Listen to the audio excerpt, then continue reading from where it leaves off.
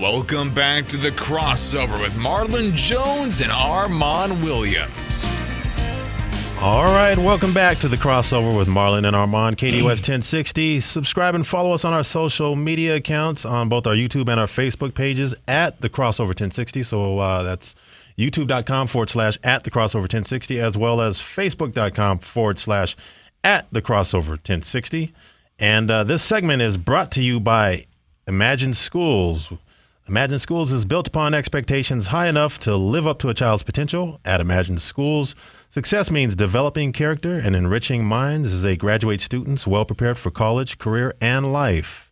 So visit our website today at imagineschools.org. Once again, that's imagineschools.org. Imagine Schools.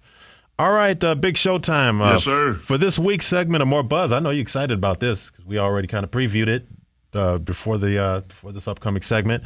We're going to go ahead and focus on the NBA. They recently put out an article like about a week ago, maybe a little over a week ago, about what they did is they ranked the top 100 NBA players, current NBA players, and we're going to focus more kind of like on the top 50, and we'll put a little extra emphasis on current and previous Phoenix Suns players that made that list, as well as some other very notable talent in the NBA. So let's get into it.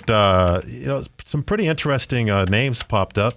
And the first name that popped up that just cracked the top 50, and we've talked about him quite a bit over the last couple of weeks. Matter of fact, we talked about him over the last maybe couple months, and that would be at number 49, just cracking number 50 would be Deandre Ayton. Oh, is that right? Last year he was in 2022 he ranked 51st, so he creeps up a couple notches. Where's Nurkic ranked? Nurkic is not ranked in the top 100. Oh, that was very condescending. I know. When I said that, I was very facetious when I said that. Yeah, I knew where that was coming.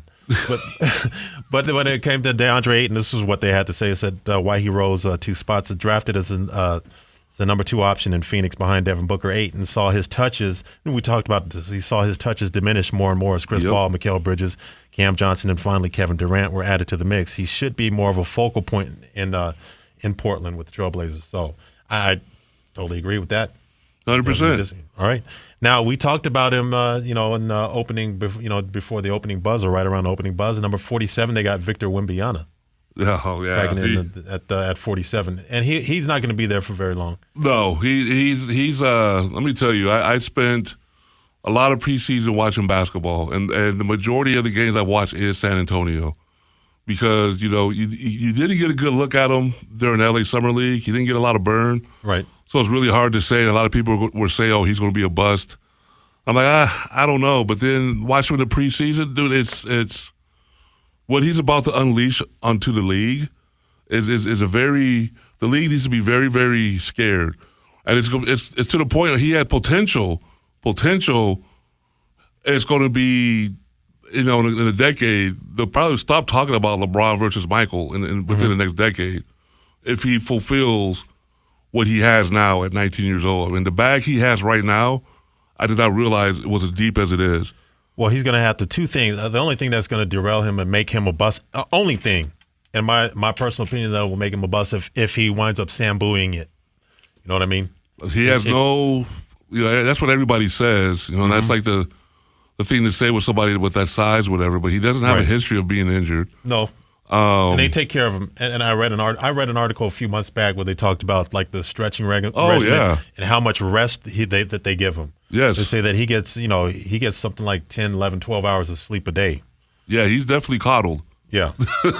they want to make sure that this experiment does not break down. Yeah, but he from what I've seen, he's got potential to be not only the best player in the league, but the best defensive player in the league too. I mean, he's a rim protector, and I watched the sequence last night when they were playing Golden State, where he was guarding Wiggins on the wing. Right. On the wing, Wiggins is trying to do his thing and can't get past him and shoots a jumper.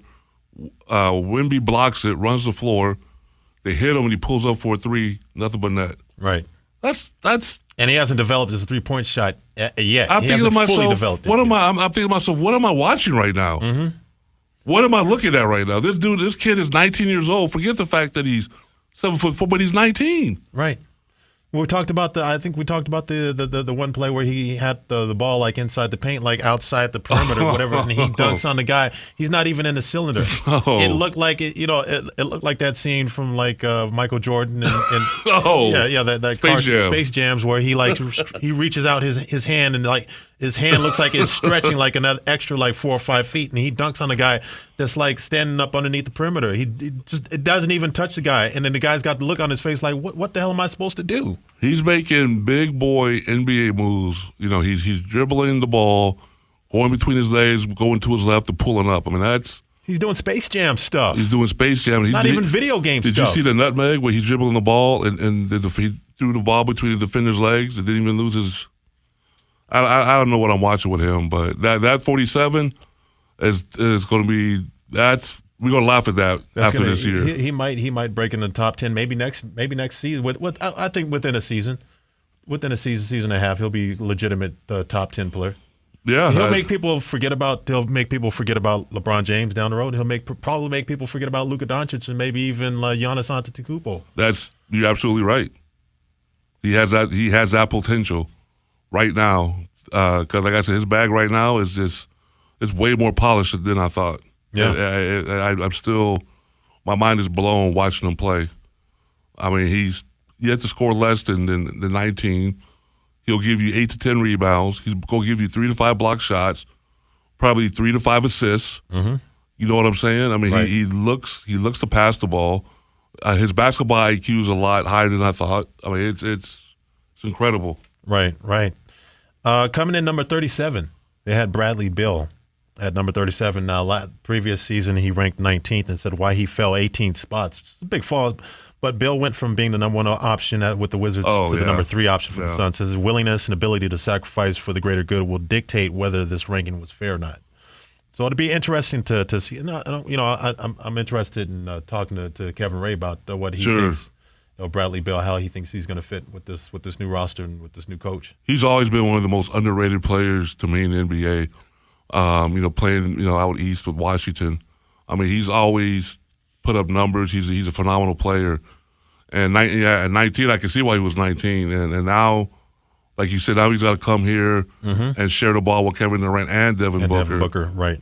That's going to be the experiment right there to see how that's going to work and see how he accepts it. Exactly. Because if he's willing to accept it, they could be dangerous.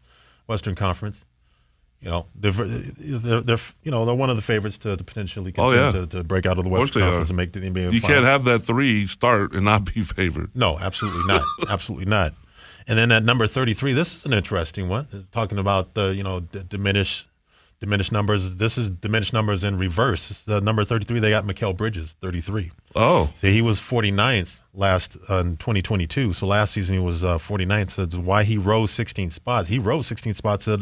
Already valuable for his defense and spot-up shooting. Bridges added shot creation, which he accelerated after he was traded to Brooklyn. So the trade actually worked for him. Yeah. It worked out. I mean, he was putting up ridiculous numbers because he was averaging 17.2 points per game with the Phoenix Suns, but he pushed that to 26.1 with the Nets, which would have ranked 16th in the NBA if it had a full season of that kind of productivity. Yeah, so he's able to create his own shot now, a little bit more freedom to create his own shot. Doesn't have to divert a Booker and some of the other guys. No. Right, so Brooklyn is his team. Yeah, and I love his nickname, by the way, Brooklyn Bridges.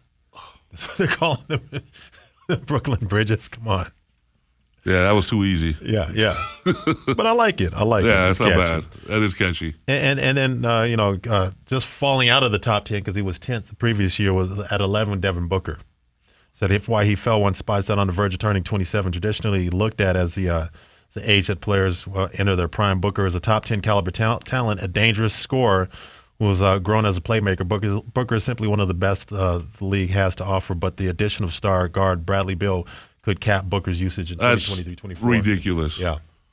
He's still top 10. He's in the top 10. He's the best 2 guard in the league right now. Yeah, he's absolutely. the best. When you talk about the best shooting guard in the NBA, it's Devin Booker. And his defense has gotten improved. Right. So that's ludicrous. He's definitely a top 10 player because he's the best 2 guard in the league.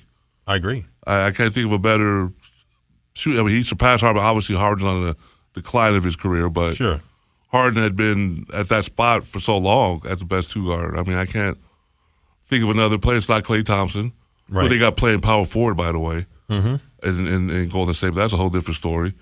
It's not Bradley Beal. No. He's the best two-guard league, so he's definitely a top 10 player. I absolutely agree with you. And, of course, cracking the top 10 at number 7 would be Kevin Durant, who just a couple seasons ago, he was number 1. But, the injuries, and then, of course, he's come to Phoenix. He's going to have to share the ball with 2 other studs. But he's going to be a top 10 player until he starts playing. Oh, yeah, absolutely. Absolutely. It's just a matter of where, but he's not going to fall outside the top 10. No, unless his body completely breaks down, and I just don't foresee that happening. So there's a top 10, man. Any surprises to you or anything? I mean, that Booker obviously not being top 10. Booker outside. I'm sure who they have at number 1, Jokic. I think it was, yeah. Yeah, I think it was Joker. Jokic, and I'm sure the Greek Freak was at 2. Probably Embiid at 3. Yeah. All right, coming up next. Folks, don't go nowhere. We got the voice of the Phoenix Suns, Kevin Ray, to discuss the upcoming season for the Suns squad as they chase an NBA title. You won't want to miss this. You're tuning into The Crossover, KDUS 1060.